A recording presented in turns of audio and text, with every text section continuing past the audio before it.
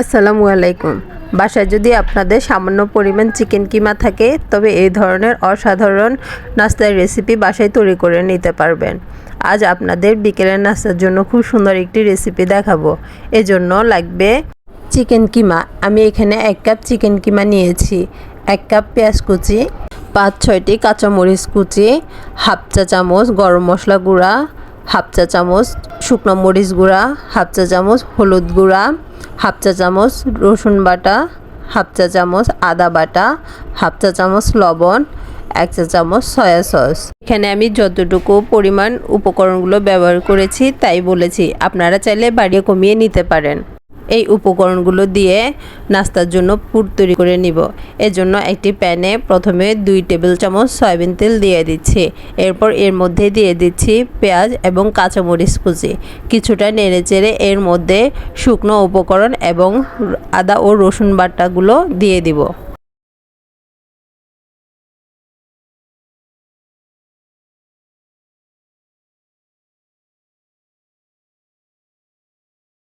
এবার এগুলোকে কিছুটা নেড়েচেড়ে হালকা কষিয়ে নিব। মিনিট খানেক কষানোর পর এর মধ্যে চিকেন কিমাগুলো দিয়ে দিব। আমি এখানে 1 কাপ চিকেন কিমা ব্যবহার করেছি।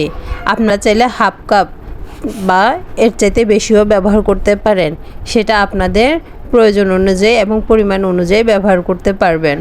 নাস্তাটি আমি কিছুটা ঝাল ঝাল করে তৈরি করেছি।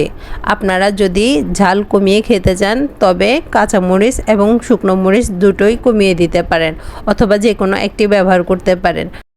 তবে এই নাস্তাটি কিছুটা ঝাল ঝাল খেতেই ভালো লাগে। আপনারা চিকেন দেওয়ার পর এইগুলোকে খুব ভালোভাবে নেড়ে দিবেন। চিকেন কিমা হলেও এটা যখন চুলায় দেওয়া হয় তখন এগুলো কিছুটা জমে যায়, যেহেতু প্রোটিন মানেই আগুনে শক্ত হয়ে যাবে। এজন্য এগুলোকে যথাসম্ভব স্প্যাচুলা বা খুন্তির সাহায্যে আলগা করে দিবেন। যখন রান্না অর্ধেক হয়ে আসবে তখন এর মধ্যে দিয়ে দিব সয়া সস দিয়ে এগুলোকে ভালোভাবে নেড়ে চেড়ে নিব এবং অপেক্ষা করব যতক্ষণ পর্যন্ত পানি শুকিয়ে সেদ্ধ না হয়ে আসে। পেঁয়াজগুলো কিছুটা সেদ্ধ হয়ে এলেই চুলা থেকে নামিয়ে নিব। তবে চুলা থেকে নামানোর আগে একটু কর্নফ্লাওয়ার গুলে দিব, এতে থিকনেসটা খুব ভালো হয়। চাইলে আপনারা দিতেও পারেন, নাও দিতে পারেন। আমি এখানে হাফ চা চামচ কর্নফ্লাওয়ার 2 চা চামচ পানির সাথে গুলিয়ে দিয়ে দিয়েছি।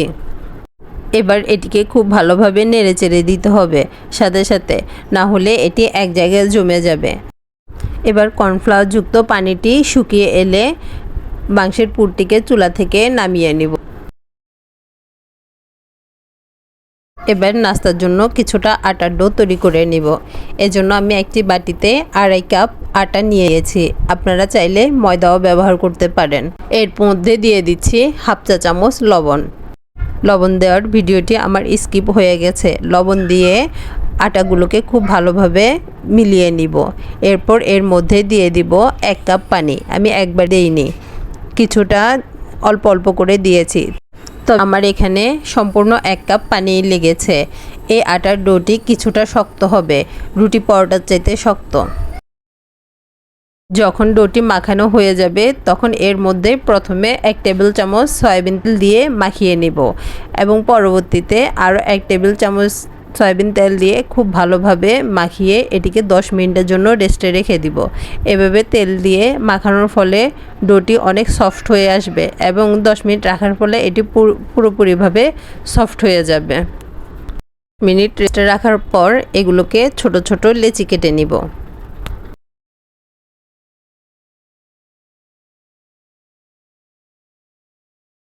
এভাবে সবগুলো আটার ডোকে আমি ছোট করে লেচি কেটে নিব, আর লেচি কাটার মাঝে মাঝে এর গায়ে কিছুটা তেল মাখিয়ে নিব। এখানে আমি সবগুলো আটার ডো ছোট ছোট লেচি নিয়েছি। এবার লেচিগুলোর মধ্যে 1 চা চামচের মতো সয়াবিন তেল দিয়ে এগুলোকে আরও 10 মিনিটের মতো রেস্টে রেখে দিব। রেস্টে রাখার ফলে এগুলো এতটাই সফট হবে যে এগুলোকে নতুন করে রুটি বেলার দরকার নেই, হাত দিয়ে এগুলো সুন্দর রুটি বেলা হয়ে যাবে। এবার অন্য একটি প্লেটে কিছুটা তেল মাখিয়ে এর মধ্যে একটি লেচি হাত দিয়ে চেপে চেপে লম্বা করে নিব। আপনারা ভিডিওতে দেখলেই বুঝতে পারবেন আমি কিভাবে তৈরি করছি। রুটিগুলোকে খুব পাতলাভাবে এভাবে লম্বা করে নিতে হবে। এর মধ্যে আগে থেকে তৈরি করা পুর কিছুটা দিয়ে দিব।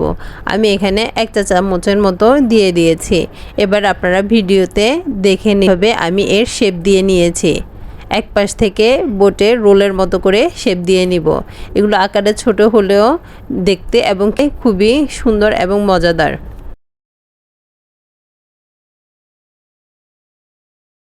এভাবে ভাঁজ করে পরে রাউন্ড শেপ করে এগুলোকে রোলে দিয়ে দেব। এভাবে আমি সবগুলো লেচিকে রোলের আকারে তৈরি করে নিব।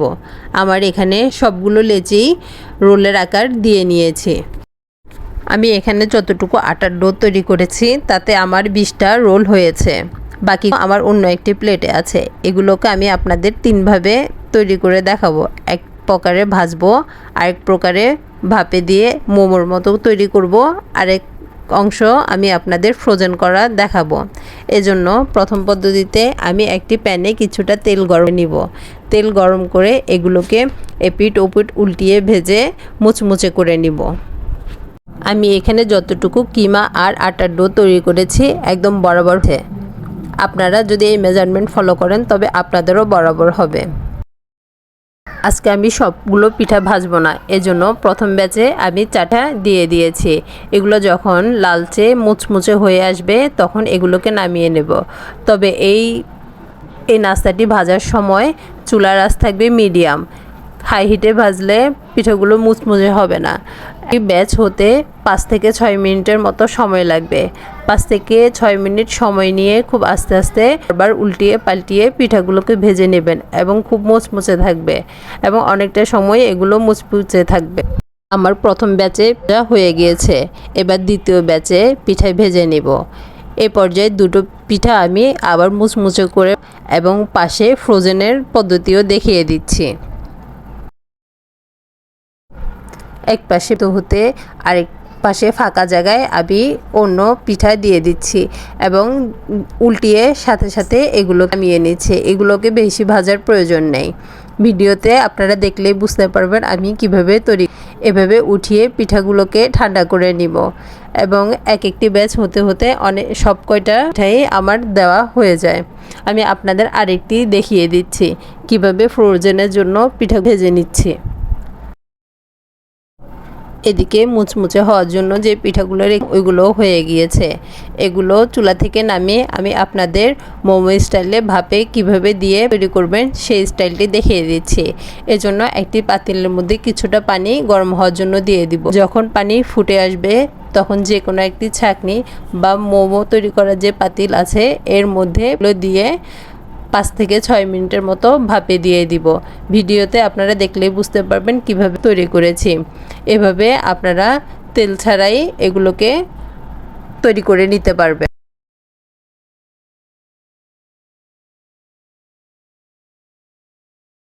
এবার সবগুলো পিঠা আমি একটি সার্ভিং উঠিয়ে আপনাদের দেখাচ্ছি পিঠাগুলো কেমন হয়েছে। সবশেষে ভেঙে দেখাচ্ছি ভাপে দেওয়া পিঠাটি কেমন হয়েছে। এবার আপনাদের ভাজা যে পিঠাগুলো সেগুলো দেখিয়ে দিচ্ছি এবং সবশেষে ফ্রোজেনের জন্য যে পিঠাগুলো রেখেছি এগুলো দেখিয়ে দিচ্ছি। এগুলো যখন ঠান্ডা হয়ে যাবে তখন একটি এয়ারটাইট বক্সে করে ডিপ ফ্রিজে রেখে দিব।